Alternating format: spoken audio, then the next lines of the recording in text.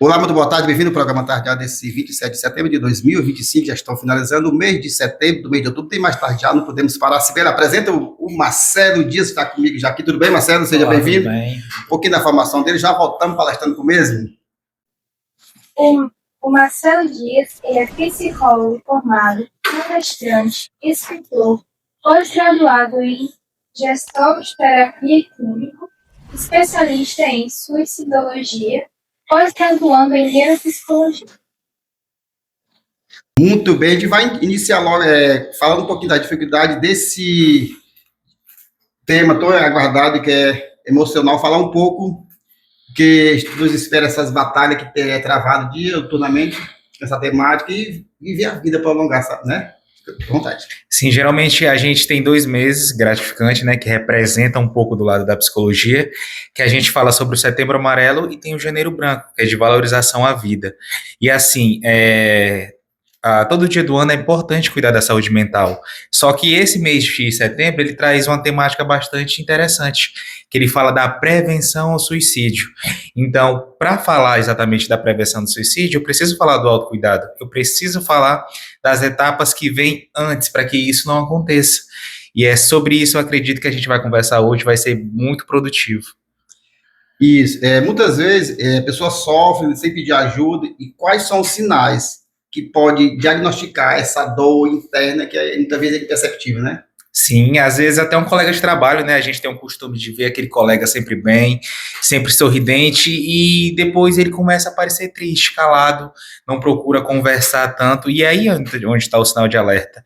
Mas, de uma maneira individual, é interessante a gente ter esse cuidado diariamente, fazer essa análise. Às vezes eu acordo, é normal, nem todos os dias eu acordo bem, mas qual a frequência que isso acontece? E aí, quando isso começa a ser uma questão de rotina, todos os dias eu acordar mal, todos os dias eu não tenho mais aquela expectativa de que eu vou ter um dia bem, eu preciso ligar o sinal de alerta. Então, há essas duas comunicações, há a comunicação que eu tenho comigo mesmo e aquela comunicação que, às vezes, o colega que está ao lado, ele consegue perceber. Às vezes, o colega, ele dá alguns sinais de que eu não estou bem, eu preciso de ajuda, eu estou diferente, e toda a comunicação é válida. Qualquer tipo de observação é produtiva durante esse relatório. Como é que diferencia isso aí? Assim, cada caso é um caso, cada pessoa responde diferenciado, né?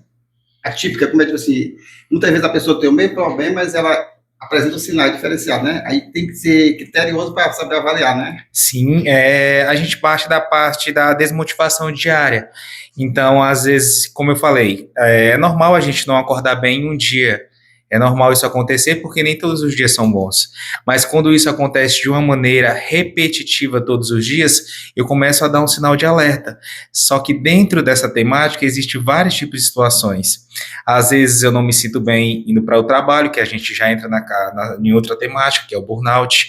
Tem a questão de que eu não me sinto mais motivado a fazer algumas atividades.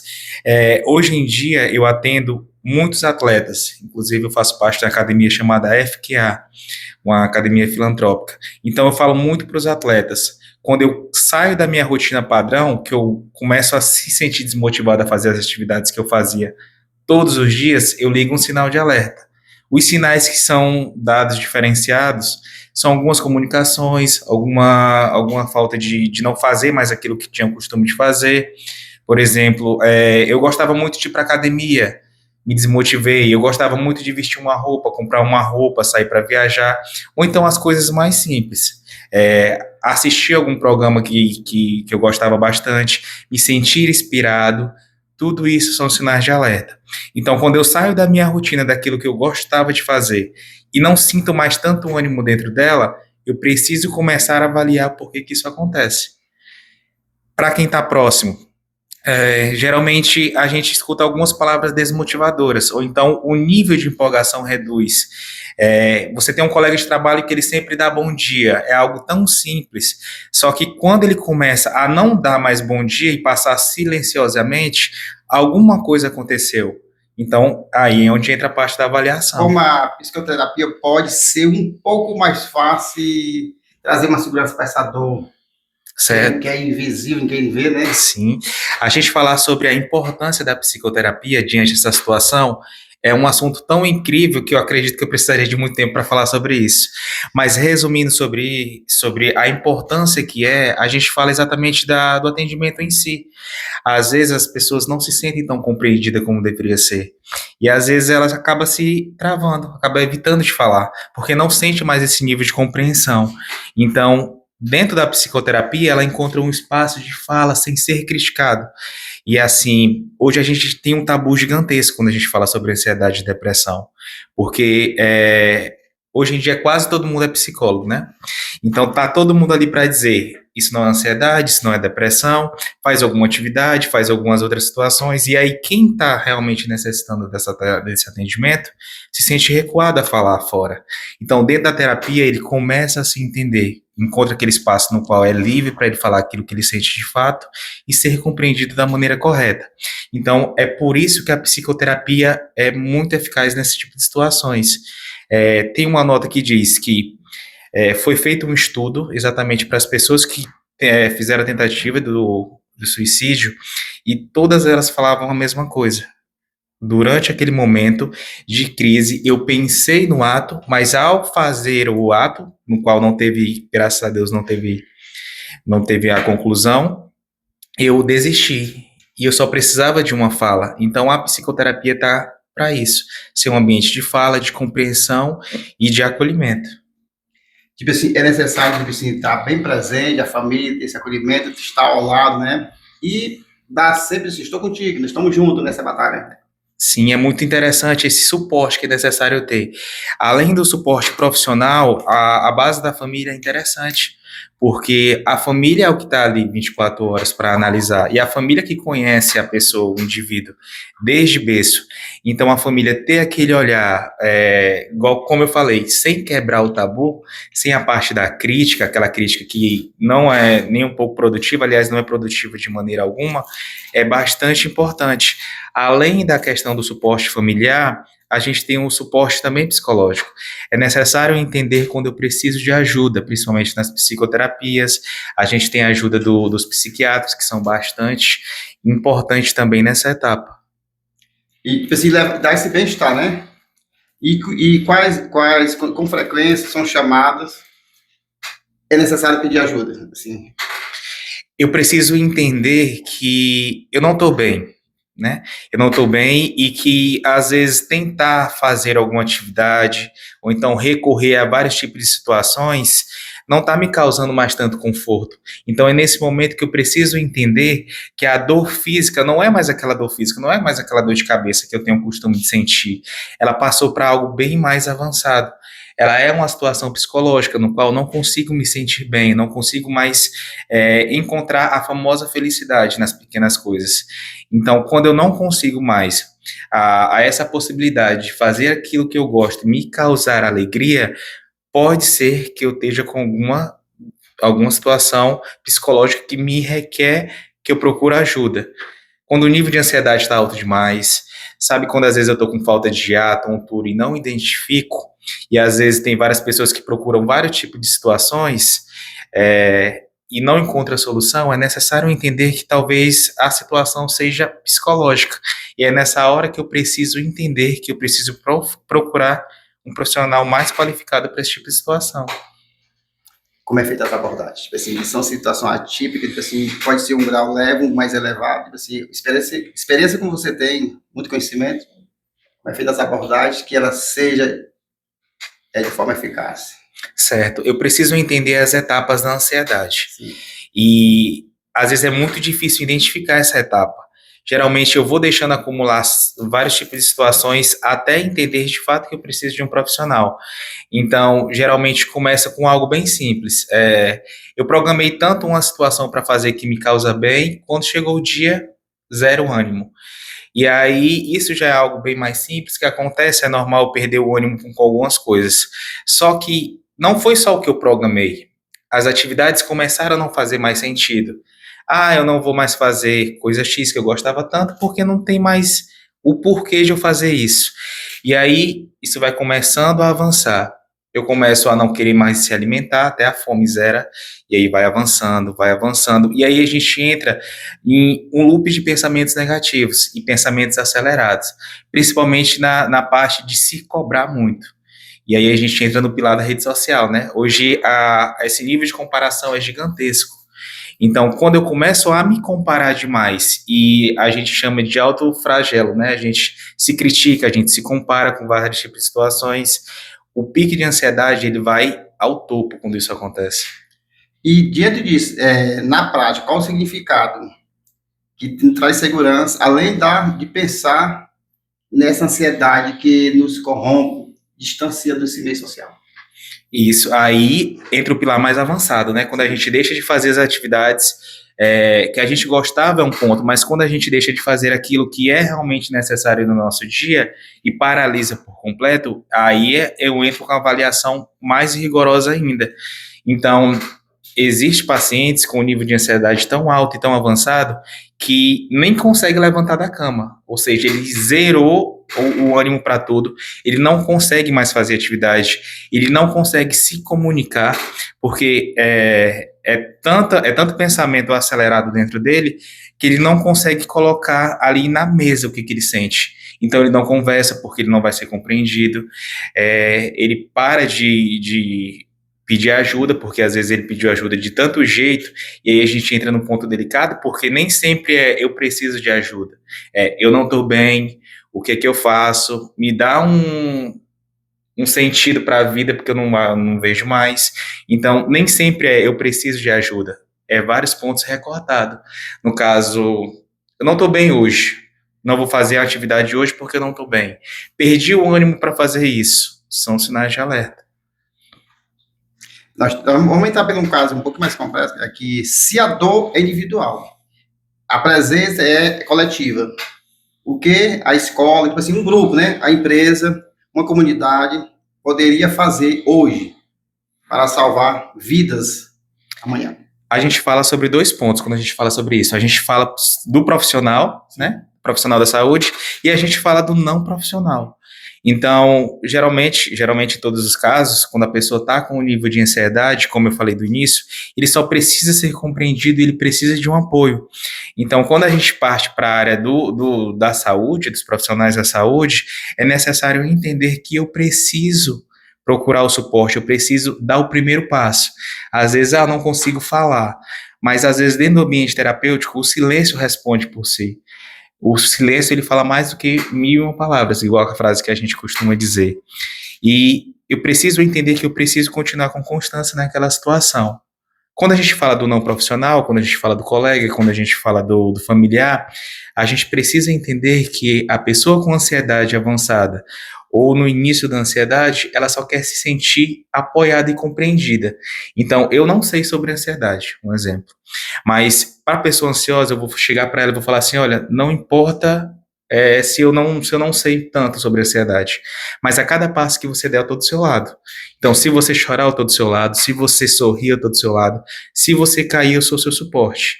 Então, sinta-se confortável para falar comigo. E o principal quebrar um pouco desse tabu, como eu falei, do senso comum. Ah, você precisa de Deus, não estou falando sobre o lado religioso, eu acredito sim que todas as pessoas precisam, só que é necessário um tom a mais acima disso tudo, porque quando a gente fala sobre doenças normais, o câncer e tudo, a gente consegue falar que Deus cura, mas eu preciso de um suporte também. Mas quando a gente fala de depressão e ansiedade, a gente não vê essa mesma situação. A gente só vê recursos fora do ambiente clínico.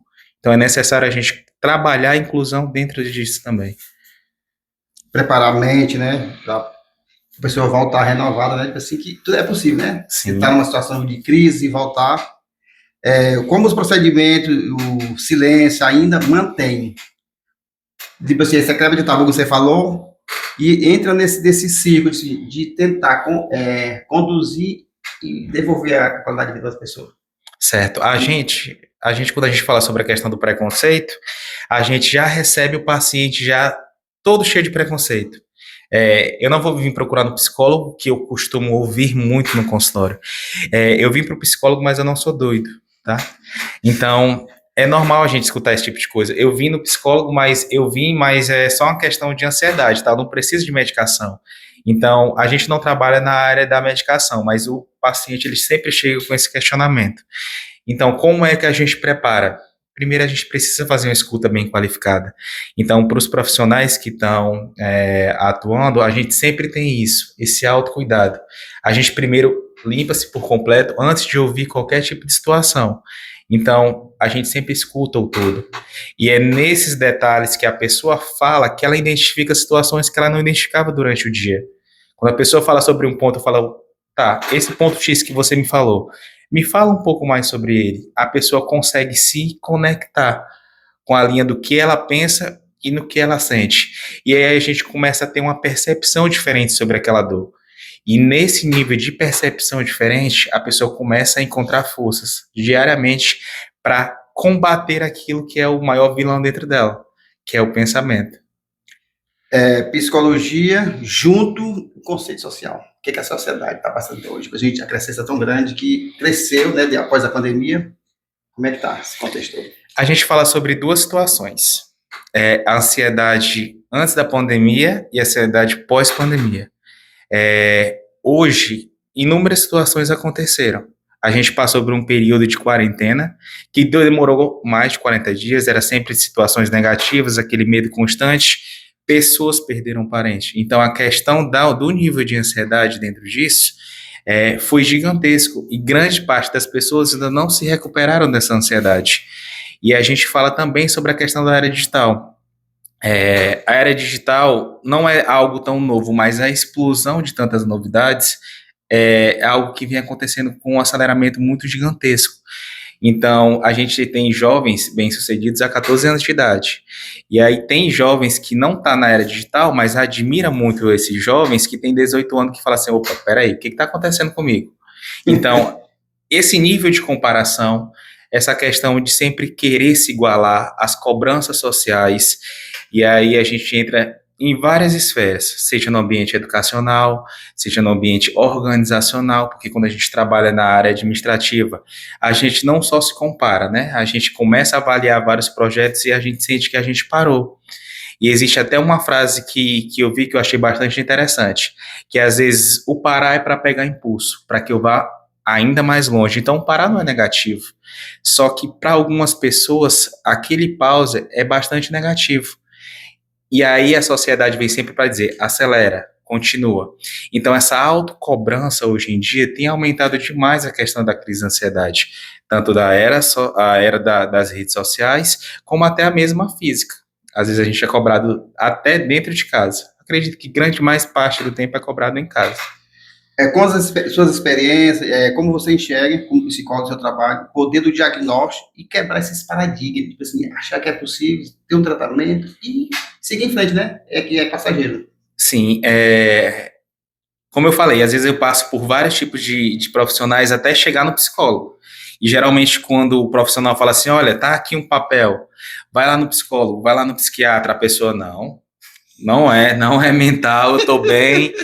E aí existe esse tabu gigantesco. Então, até entender que eu preciso da questão do profissional, é bastante interessante. Então, é necessário quebrar esse tabu e entender que eu preciso dar o início, tá? Eu preciso começar a me cuidar, a exercer o autocuidado. E o autocuidado, ele está em vários tipos de situações, né? A questão da atividade física, alimentar, mas o autocuidado também se inicia pela começar a aderir os atendimentos psicológicos, procurar ajuda, entender que eu preciso de uma gota a mais dentro da minha saúde mental.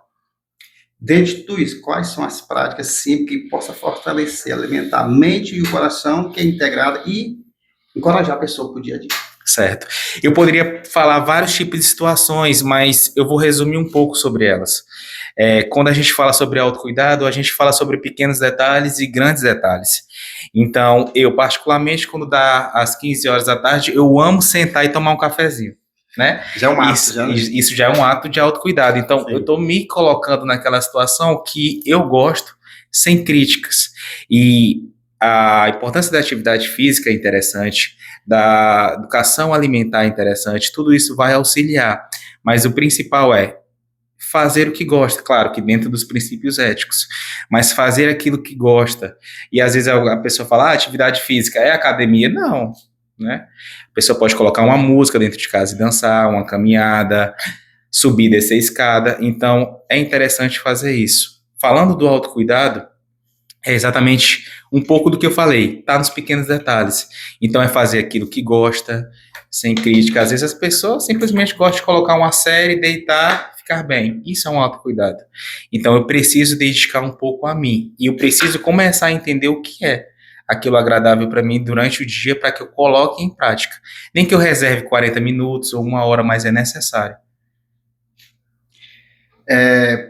Realização profissional, o que a psicologia trouxe? A gente vê que você respira conhecimento, você está sempre na rede social e ajudando, levando essa mensagem, essa palavra de conforto. O que a psicologia trouxe para você de qualidade de vida e de crescimento profissional? Isso é mandado fazer. A gente não está no nosso roteiro, você que tem que fazer. Agora foi uma pergunta que eu não esperava, mas vamos lá. O que a psicologia trouxe para mim como profissional? Claro que eu passei por várias áreas profissionais, respeito cada uma delas.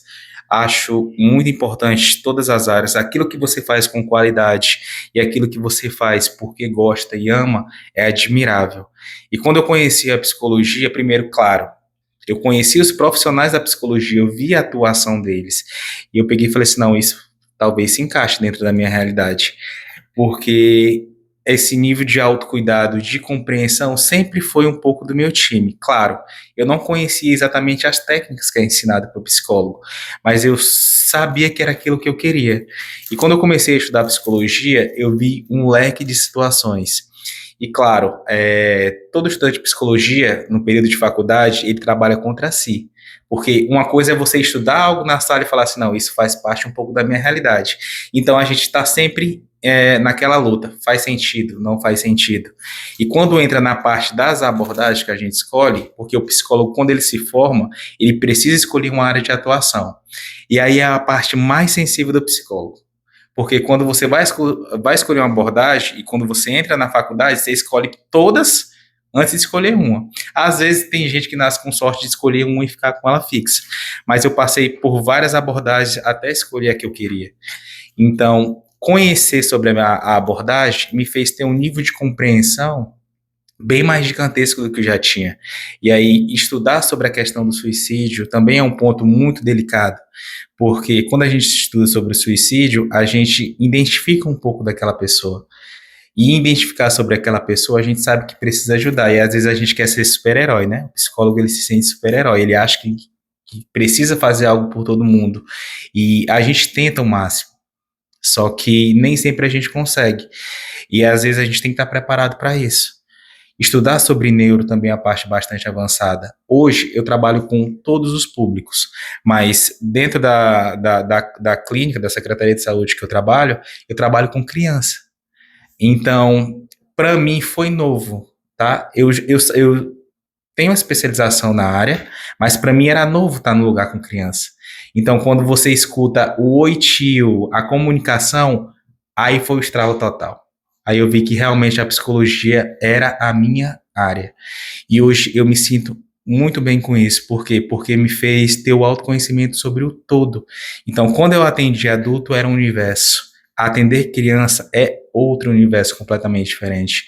Então, esse detalhe, esse autocuidado, que não se trata só do autocuidado de adulto, se trata de criança. E é incrível, né? A gente vai se aprofundar um pouco mais. Todo dia o mercado prepara profissional e vai desfrutar o mercado. Esse daqui estão pedindo para o senhor responder, assim, uma frase no seu pensamento para contemplar quem está chegando. Se você pudesse deixar uma única frase para alguém que hoje pensa em desistir, qual seria? Você está no meio do caminho do curso da psicologia ou está no tratamento, eu vou desistir. Aí, essa experiência é sua. Tem uma frase que me marcou bastante quando eu assisti. Eu assisti um filme que ele falou uma frase que impactou demais. E eu ouvi essa frase quando eu era estudante. E até hoje isso carrega dentro de mim. Se eu pudesse dizer uma frase para quem está em crise de ansiedade, quem está pensando em desistir, quem está desmotivado, é que dentro de todo o contexto acrescente uma vírgula. Porque às vezes muitas partes, aliás, em muitas situações eu quero colocar um ponto final, porque eu acredito que não há mais expectativa para isso. Mas quando eu coloco uma vírgula, eu entendo que vários contextos ainda pode acontecer.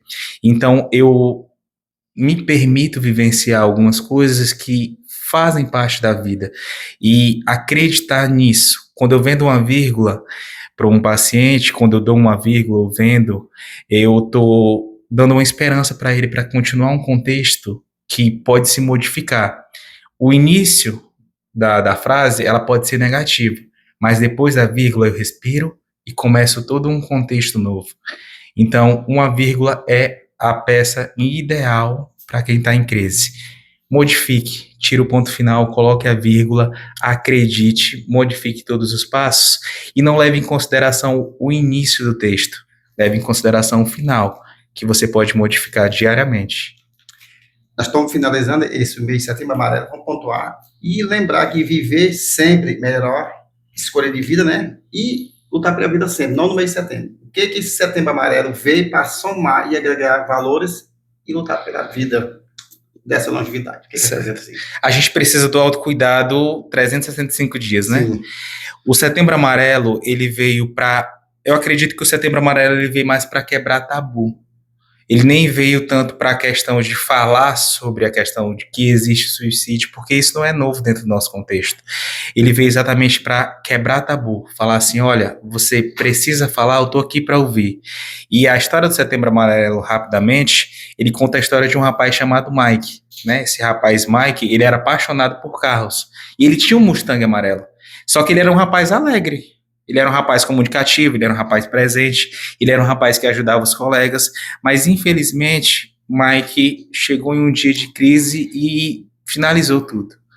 Então, no velório de Mike, os colegas deles tiveram uma atitude muito surpreendente. Eu vou colocar umas cartinhas e vou começar a entregar para as pessoas que estão lá, ou seja, e nas cartinhas dizia, se você quiser conversar, eu estou aqui. É necessário falar, você está bem? Então, são frases que impactam. Quando a gente fala sobre a questão dos demais dias, a gente fala do preconceito. Você está com ansiedade? Procura vários recursos. Mas ninguém chega para perguntar, você está com ansiedade? Vamos conversar, o que está acontecendo? Você está bem? Quando foi que você deixou de ficar bem? Então, se você chegar para uma pessoa ansiosa e falar assim, olha, você está com crise de ansiedade, mas eu estou aqui do lado. Respire e depois a gente vai conversar. Ela vai olhar para você com uma visão totalmente diferente. Por quê? Porque ela já veio de diversos tipos de preconceito. Então ela para, olha para você, chora e depois ela vai conversar e vai melhorar. Então o Setembro Amarelo veio para quebrar esse preconceito, para falar assim, olha, você tem um ambiente de fala, conversa, respira, uma vírgula. Baseado em todos que nós conversamos nessa temática, a gente vai, estamos nos momentos finais, você pode estar nos trazendo deixar a palavra final, o que a mensagem final você deixaria para quem nos escuta, para quem está pensando em tirar, entendeu? Causar algo só para a vida, que isso é uma boa conversa, né? Pode evitar, procura um psicólogo, procura um profissional de saúde. Dentro de tudo isso que foi discutido, qual a mensagem final para poder essa pessoa refletir e não fazer algo que possa trazer prejuízo para ele e a família toda? Certo, a gente fala sobre pensamento acelerado. E o que eu tenho a falar é, o pensamento, por mais negativo que ele seja, a dor, por mais que ela seja aquela dor com muita constância, ela passa. E eu preciso me permitir, às vezes, respirar um pouco e entender que por mais que eu esteja com crise, por mais que a dor seja insuportável, isso não vai ser algo que vai fixar por grande parte do tempo. Então eu respiro e entendo que dentro das minhas limitações, às vezes eu não estou bem. E tá tudo bem não estar bem. Eu preciso me permitir a vivenciar um dia de cada vez, entendendo que se eu passo por uma situação no qual eu não estou bem, eu preciso procurar ajuda, eu preciso conversar. E esse simples ato de conversar, procurar ajuda, pode modificar todo o impacto. Eu falei muito sobre a vírgula, porque a vírgula sempre faz parte dos meus atendimentos. Então, para quem está pensando em desistir, acrescenta uma vírgula nessa linha de pensamento. Ah, tá muito ruim. Ah, eu não vejo saída. Uma vírgula. Ah, eu quero desistir, acabou para mim. modifica o ponto final pela vírgula, que você vai perceber que você pode vivenciar vários momentos incríveis e que às vezes a ansiedade acaba escondendo e deixando isso oculto dentro de você. Essa é a frase. Muitíssimo obrigado. Você brilhou muito na nossa primeira pauta de hoje, foi incrível. Em outros momentos você vai voltar para a gente trazer outra discussão, outra temática, foi incrível. E onde encontrar o doutor Marcelo? Assim, você está mais viajando, pouco para aqui em Teresina, como é que encontra? Só mais pela rede social mesmo? A gente vai se capacitando, então a gente acaba tendo que viajar para se capacitar para algum assunto específico, porque quando se trata de saúde mental, às vezes tudo acaba avançando, né? Acaba atualizando. Mas a gente tem a rede social, a gente tem um contato.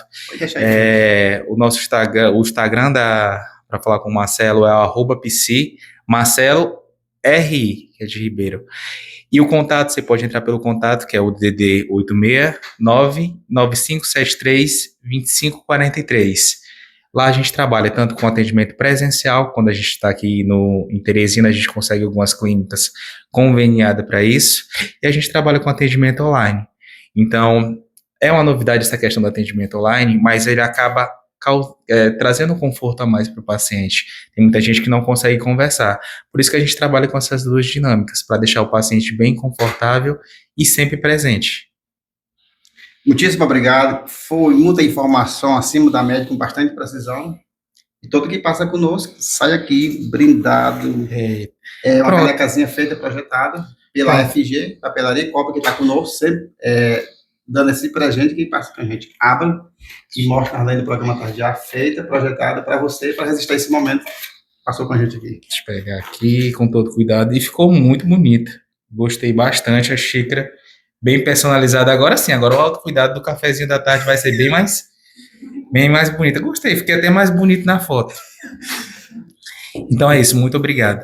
Nós que agradecemos o programa Tardia, foi incrível a sua passagem. A gente fechamos setembro da melhor forma possível, da Tema Aurélio, com essa pauta incrível que estava nos soltando. Muitíssimo obrigado, só temos a agradecer. E o programa Tardia, hoje, começamos de forma inesquecível. Foi incrível. Exato. Muito obrigado.